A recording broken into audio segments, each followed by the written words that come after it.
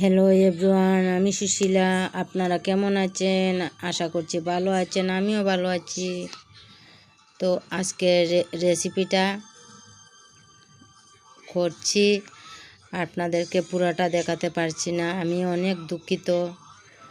তো আজকে রেসিপিটা করছি কুচ্চার মাংসটাকে রান্না করছি একদম মাংসের মতোই।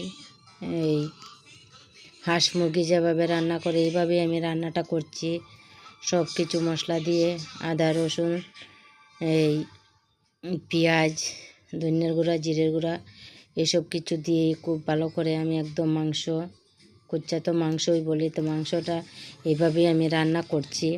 সব কিছু দিয়ে আগে থেকে সব কিছু দেওয়া হয়ে গেছে, আপনাদেরকে দেখাতে পারছি না, তাই বলছি আমি অনেক দুঃখিত, আপনাদেরকে সব কিছু দেখাতে পারছি না।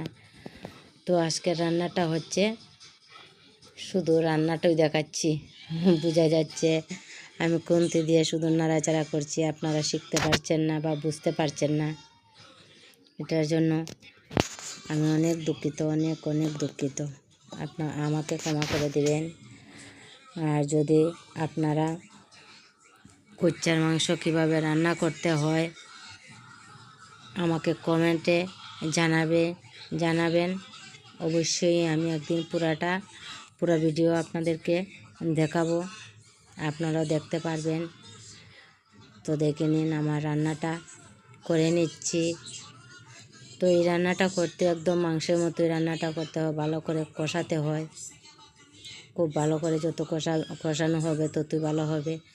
তো হাফ কেজি কুচ্চাটা তো ঘরে সবে তো খাবে না, শুধু আমার প্রতিদেব খাবে, তাই হাফ কেজি আছে। দেখুন, অল্প জল দিয়ে একদম মাখা থাকবে, মাখা করেই আমি রান্নাটা করছি, শুধু একজনই খাবে তো তাই। তো দেখতে পাচ্ছেন রান্নাটা খুব সুন্দর হয়েছে, দেখুন কত সুন্দর কালার আসছে, আর গন্ধটা তো দারুণ হয়েছে।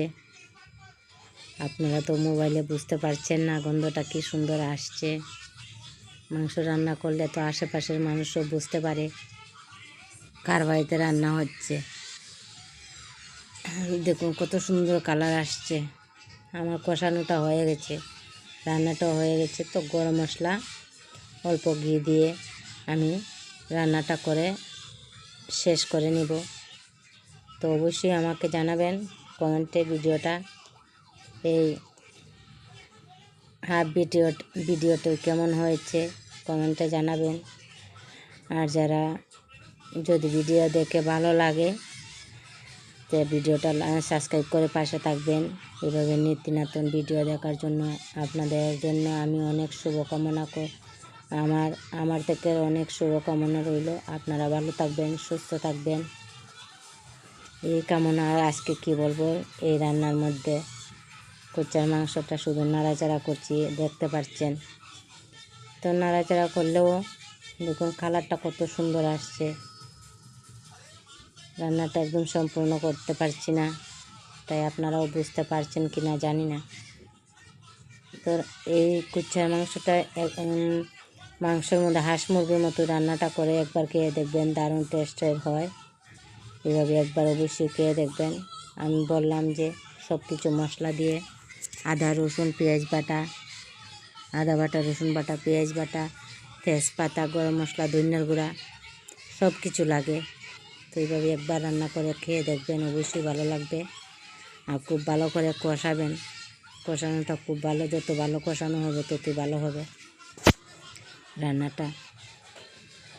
তো দেখুন কেমন হয়েছে। বাই বাই বন্ধুরা।